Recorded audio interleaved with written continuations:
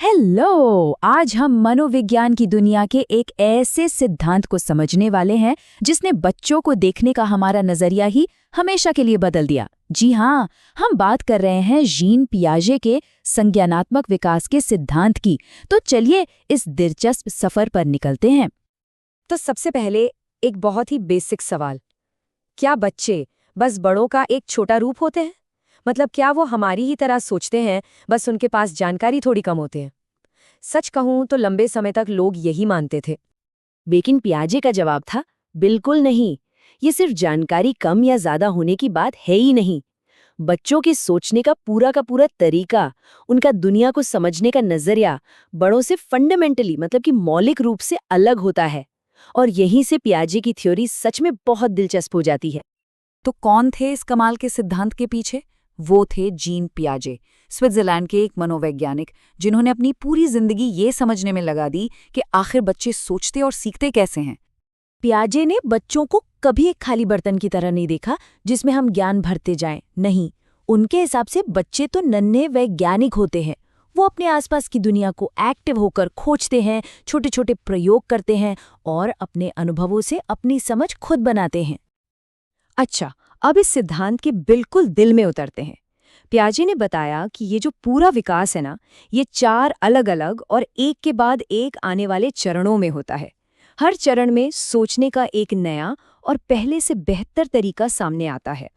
इसे एक road map की तरह देख सकते हैं, जो जन्म से लेकर किशोरावस्था तक बच्चे के दिमागी यात्रा को दिखाता है। तो फिर देर किस बात की? चलिए इस यात्रा के पहले पड़ाव से ही शुरू करते हैं। चलिए यात्रा शुरू करते हैं पहले 2 चरणों से। ये वो समय है जब शिशु और छोटे बच्चे अपनी इंद्रियों मतलब सेंसेस और धीरे धीरे उभरते हुए प्रतीकात्मक विचारों के जरिए दुनिया को समझना शुरू करते हैं। पहला स्टेज है संवेदी गामक अवस्था। जरा एक नए जन्मे बच्चे की दुनिया की कल्पना कीजिए। ये पूरी तरह से बस तत्काल संवेदनाओं की बनी है। वो हर चीज को छूकर, चखकर और हिलडुल कर ही जानते और समझते हैं।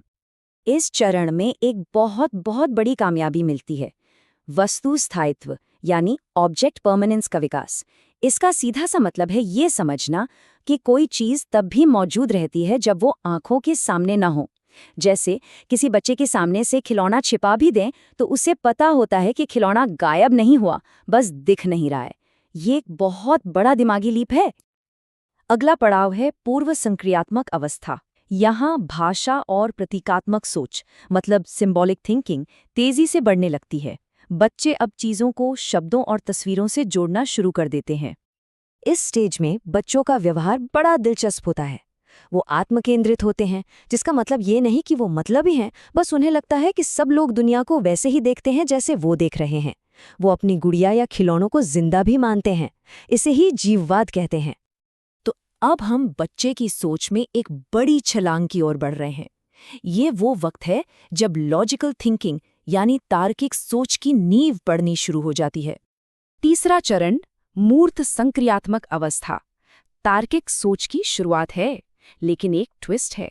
ये तर्क अभी भी ठोस, असल घटनाओं और चीजों तक ही सीमित होता है। इस स्टेज की एक बड़ी पहचान है संरक्षण यानी कॉन्जर्वेशन की समझ का विकसित होना। ये एक गेम चेंजर है। अब बच्चा ये समझने लगता है कि अगर पानी को एक चौड़े ग्लास से निकालकर एक लंबे पतले ग्लास में डाल दें तो भी पानी उतना ही रहता है, भले ही वो अलग दिख रहा हो। और अब हम पहुंचते हैं अंतिम चरण पर, औपचारिक संक्रियात्मक अवस्था। यहाँ आकर सोच एब्स्ट्रैक्ट यानी अमूर्त हो जाती है और बहुत ज्यादा परिष्कृत हो जाती है। इस चरण में किशोर अब सिर्फ ठोस चीजों के बारे में नहीं, बल्कि आइडियाज के बारे में भी सोच सकते हैं, जैसे कि न्याय क्या है, नैतिकता क्या है और क्या-क्या संभावनाएं हो सकती हैं। वो परिकल्पनाएं बना सकते हैं और वैज्ञानिक ढंग से समस्याओं को सुलझाने की क्षमता विकसित कर लेते हैं। अच्छा, ये 4 चरण तो समझ आ गए, पर सवाल ये है कि ये सब होता कैसे है? इस पूरी दिमागी यात्रा के पीछे कौन से बुनियादी उपकरण काम कर रहे हैं? चलिए अब उन्हें समझते हैं। पियाजे ने स्कीमा का कॉन्सेप्ट दिया। इन्हें आप ऐसे समझ सकते हैं कि हमारे दिमाग में जानकारी के फोल्डर्स बने हुए हैं। हर फोल्डर दुनिया की किसी एक पहलू जैसे कुत्ता या किताब के बारे में हमारी समझ को ऑर्गेनाइज करता है। तो आत्मसातीकरण वो प्रक्रिया है जिससे हम नई जानकारी को अपने पुराने फोल्डर्स या स्कीमा में फिट करने की कोशिश करते हैं। जैसे एक बच्चा जिसके पास कुत्ते का स्कीमा है, वो शायद हर 4 पैरों वाले जानवर को कुत्ता ही कहेगा, लेकिन जब उसे एहसास होता है कि बिल्ली भौंकती नहीं, म्याऊं करती है, तो उसे एक नया बिल्ली का फोल्डर बनाना पड़ता है। इस नई जानकारी को एडजस्ट करने की प्रक्रिया को समायोजन कहते हैं।